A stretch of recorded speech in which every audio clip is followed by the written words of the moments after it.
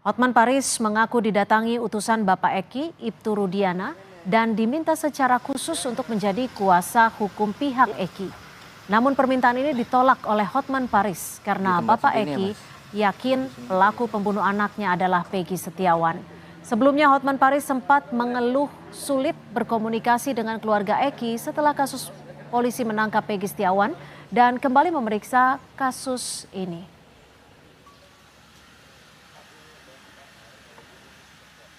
Sekitar 4 hari lalu ada seorang oknum dan oknum polisi mengaku utusan dari Pak Rudiana ini mau menunjuk kami sebagai kuasa hukumnya. Tapi ada pesan terselubung di mana bahwa Pak Rudiana itu yakin pelakunya adalah Peggy. Ya. Ada apa nih? Kenapa baru sekarang bereaksi? Dan akhirnya kami dari tim hukum Nainona menolak menjadi kuasa hukum dari Pak Rudiana karena kami melihat mempertanyakan ada apa. Padahal dialah yang dari awal mengikuti kasus ini. Polisi melakukan pemeriksaan psikologi kepada ayah Peggy Setiawan, tersangka kasus pembunuhan Vina dan Eki di Mapolda Jawa Barat. Didampingi kuasa hukumnya, ayah Peggy tiba pukul 10 pagi di Ditreskrimum Polda Jawa Barat. Polisi menyebut pemeriksaan psikologi ayah tersangka Peggy dilakukan sebagai bagian dari kehati-hatian yang dilakukan polisi dalam menangani kasus pembunuhan Vina dan Eki.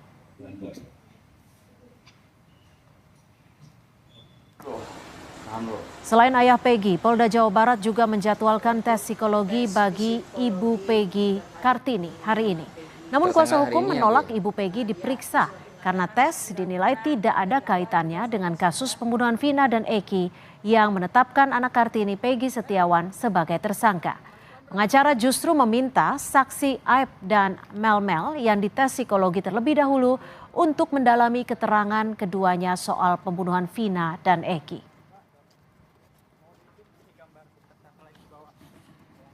Kuasa hukum sudah mendapatkan surat undangan buat Ibu Kartini untuk dilakukan tes psikologi di Polres Cirebon Kota. Namun hari ini tim kuasa hukum pun akan melakukan penolakan terhadap undangan tersebut dikarenakan tes psikologi buat Ibu Kartini itu tidak ada relevansinya dengan perkara ini.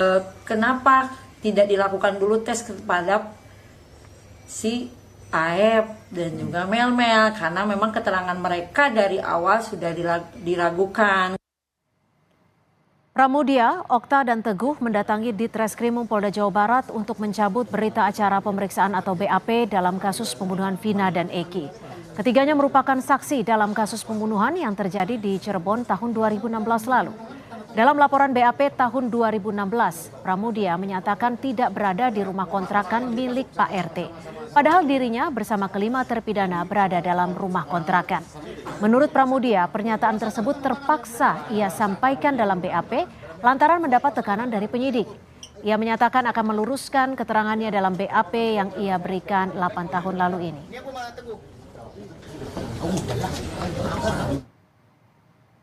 Sebelumnya kan di BAP yang dulu tidak disebut di rumah KRT.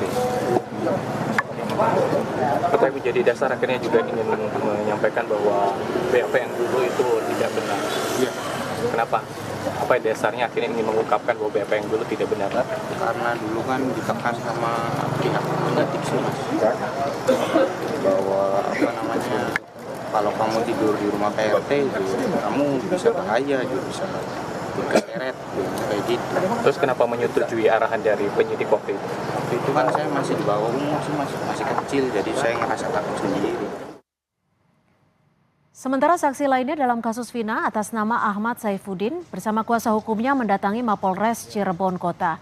Menurut kuasa hukumnya Yan S. Huta Barat, kliennya diperiksa sebagai saksi dengan pasal 221 ayat 1 tentang perintangan penyidikan.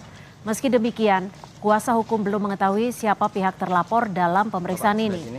Yan Huta Barat memastikan bahwa Saifuddin bersama 9 orang termasuk 5 terpidana dalam kasus Vina menginap di rumah Ketua RT pada malam pembunuhan Vina dan Eki. Yang bersangkutan diperiksa untuk pasal 221 ayat 1, yaitu perintangan penyidikan. Ini sudah dilaporkan di Polda Jawa Barat dengan model A, akan tetapi sampai dengan saat ini kami belum tahu siapa terlapornya. Pada malam kejadian, beliau itu bersama dengan 9 orang temannya, termasuk 5 orang yang saat ini sudah terpidana, berada di rumah anak ketua RT nginep sampai pagi. Iya. Dan ini gaji bikin saya trauma Pak, sampai sakit, sampai baru. Cuci darah. Cuci darah siapa? Cuci darah. Ini cuci.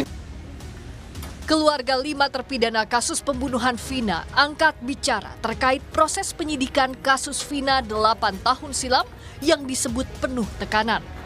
Salah satunya ibu terpidana Eka Sandi yang yakin anaknya tidak terlibat dalam pembunuhan Vina, namun terpaksa mengakui pembunuhan itu karena mendapat ancaman dari penyidik polisi. Eka Sandi terpaksa mengakui pembunuhan Vina agar adiknya bisa dibebaskan. Yang suruh harus ngakuin itu siapa? Angga Sudirman kan Eka ini bawa ini, Ya. bawa ini. Ya. Jadi ya udah saya aja yang jadi korban gitu, Oh, Pak. Cukup tangannya aja. gitu. Cukup gitu aja. Untuk nyamatin adiknya. Oh. Sementara kuasa hukum Oto Hasibuan menilai banyak kejanggalan dalam penyidikan kasus pembunuhan Vina dan Eki. Kejanggalan ini terlihat salah satunya saat polisi menghapus 2 DPO pembunuh Vina usai menangkap 1 pelaku, Peggy Setiawan yang disebut sebagai otak pembunuhan Vina. Oto menilai jika polisi menghilangkan 2 DPO, maka proses peradilan dari kasus ini patut dipertanyakan. Kalau polisi mengatakan Andi dan Dan itu fiktif, berarti ceritanya itu kan jadi aneh. Pertanyaannya, siapa yang membawa Vina dan Eki ini ke flyover? Dakwaan itu fiktif dong. Karena Dani dan Andi sesungguhnya tidak ada. Padahal di dalam dakwaan disebut ada. Termasuk mukul-mukul lagi itu orangnya itu. Sementara Karopenmas Mabes Polri, Brigjen Truno Yudo Wisnu Andiko memastikan Polri serius menangani kasus pembunuhan Vina Cirebon yang terjadi pada Agustus 2016 silam. Truno bilang Mabes Polri memberi atensi juga asistensi terhadap kasus pembunuhan Vina yang saat ini masih ditangani oleh Polda Jawa Barat. Kemudian juga setiap informasi nanti akan dilakukan analisis. Mengapa? Di situ penyidik tidak bekerja sendiri. Ya, analisisnya dilakukan oleh Ditreskrim dalam hal ini dilakukan oleh